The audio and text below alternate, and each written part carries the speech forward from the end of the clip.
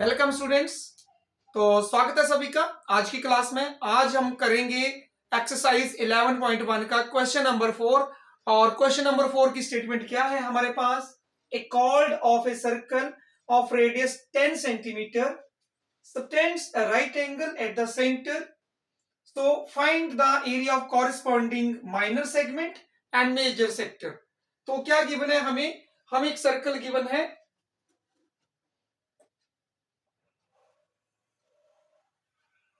और सर्कल की एक कॉर्ड गिवन है और ये सेंटर के साथ जो एंगल बना रही है वो कितने डिग्री का एंगल बना रही है? 90 डिग्री का एंगल यहाँ पे बना रही है। और जो रेडियस है वो कितने सेंटीमीटर है? वो 10 सेंटीमीटर रेडियस गिवन है।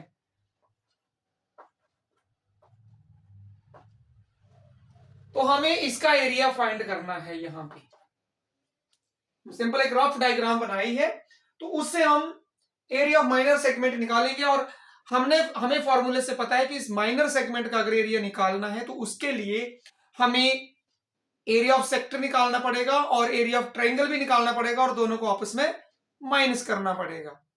Means area of minor segment is equal to area of minor sector minus area of triangle. So उसके लिए हमें फॉर्मूले के अकॉर्डिंग हमें क्या चाहिए?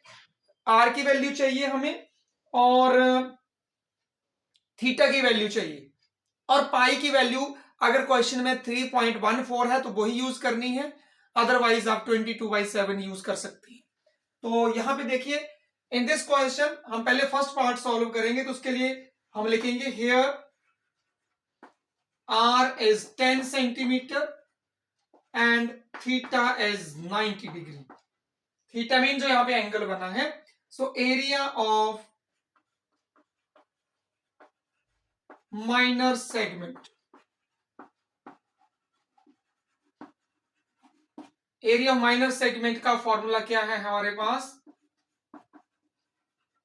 एरिया ऑफ सेक्टर माइनस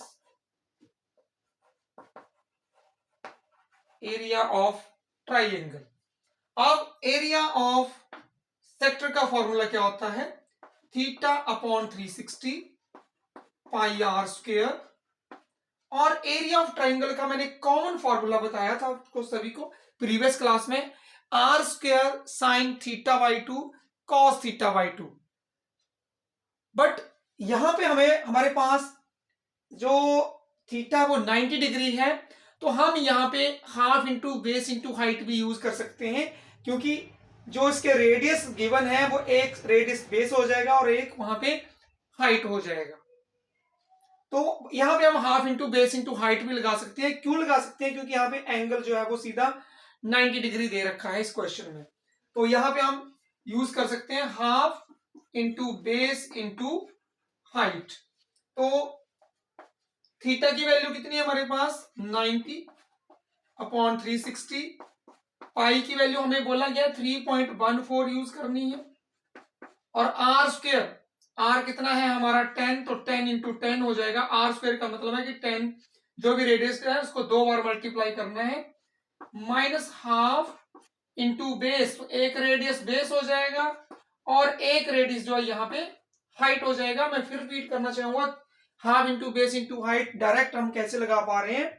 क्योंकि यहाँ पे 90 डिग्री का एंगल है तो यहाँ पे जो रेडियस होते हैं उनमें से एक बेस होता है और एक हाइट होता है।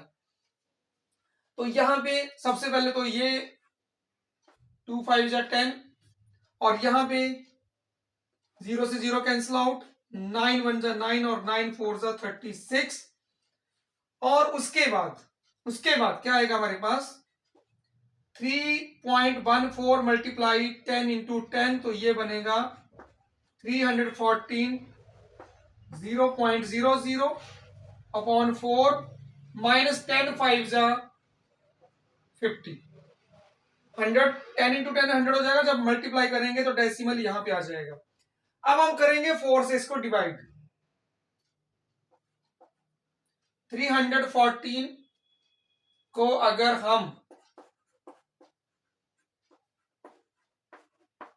4 से डिवाइड करते हैं हमारे पास क्या आएगा?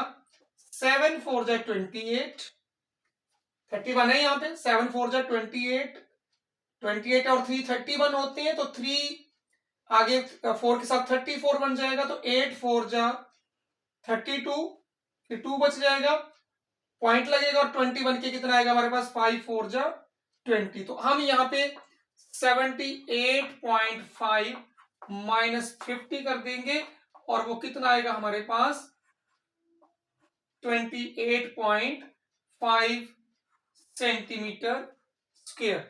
तो ये आएगा हमारा फर्स्ट पार्ट का answer, area of minor segment. तो याद रखना है कि माइनर सेगमेंट के लिए हमें क्या करना पड़ता है, हमें एरिया ऑफ सेक्टर में से एरिया ऑफ ट्राइंगल को माइनस करना पड़ता है। तो आई होप आपको समझ आया होगा फर्स्ट पार्ट की कैसे हमने माइनर सेगमेंट का एरिया निकालना है। अब हम फाइंड आउट करेंगे एरिया ऑफ मेजर सेक्टर। तो आप इसे नोट करिए, नोट कर लेना है इसको, फिर हम सेकंड पार्ट करेंगे। तो सेकंड पार्ट में हमने क्या फाइंड करना है, मेजर सेक्टर का एरिया। तो मेजर सेक्टर कौन सा है, ये हमारा था माइनर सेक्टर, और ये हमारा मेजर सेक्टर है। तो मेजर सेक्टर के लिए भी फॉर्मूला वही रहेगा, theta upon 360 pi r square. तो हम यहां पे निकालेंगे कि थीटा इसके लिए कितना है। तो second part,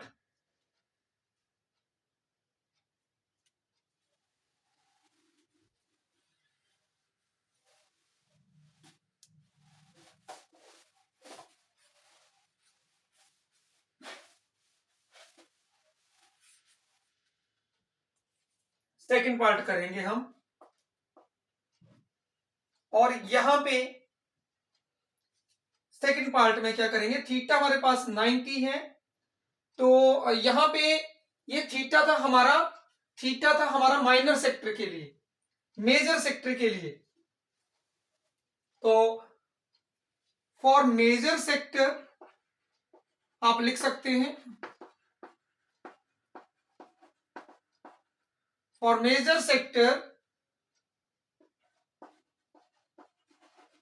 angle is equal to 360 minus theta. तो माइनर सेक्टर में थीटा कितना था, 90 डिग्री। सो मेजर सेक्टर के लिए वो एंगल कितना आएगा हमारे पास, 270 डिग्री। फॉर मेजर सेक्टर जो एंगल यूज करेंगे वो 360 माइनस थीटा, वो कितना आएगा हमारे पास, 270 डिग्री। तो अब आप इजिली फाइंड आउट कर सकते हैं एरिया ऑफ मेजर सेक्टर। तो थीटा जो एंगल आया है हमारे पास वो आया है 270 upon 360 pi r square, 3.14, radius 10 into 10। Area of major sector में सिर्फ एक चीज चेंज हुई है, बाकी पाई आर स्क्वायर फॉर्मूला वही रहेगा, नीचे 360 भी वही रहेगा, सिर्फ एंगल चेंज होगा कि माइनर में 90 डिग्री था, तो बाकी कितना बच गया हमारे पास, क्योंकि एक राउंड द पॉइंट जो एंगल सम होता है वो 360 होता है, तो यहाँ पे कितने डिग्री का एंगल बचेगा हमारे पास, तो 0 से 0 कैंसिल आउट, 3 9 जा 4 9 जा, ये हमारे पास आंसर आएगा यहाँ पे। अब नेक्स्ट स्टेप में देखते हैं हम, मैं इधर लिख रहा हूं 3 इंटू 3.14 इंटू 10 इंटू 10, ये कितना बनेगा हमारे पास, अपॉन 4। नाउ अभी हमने पीछे 4 से डिवाइड किया था इसे, तो जब हमने डिवाइड किया था तो हमारे पास कितना आया था, 78.5। अब इसको अपने 3 से मल्टीप्लाई कर देना है,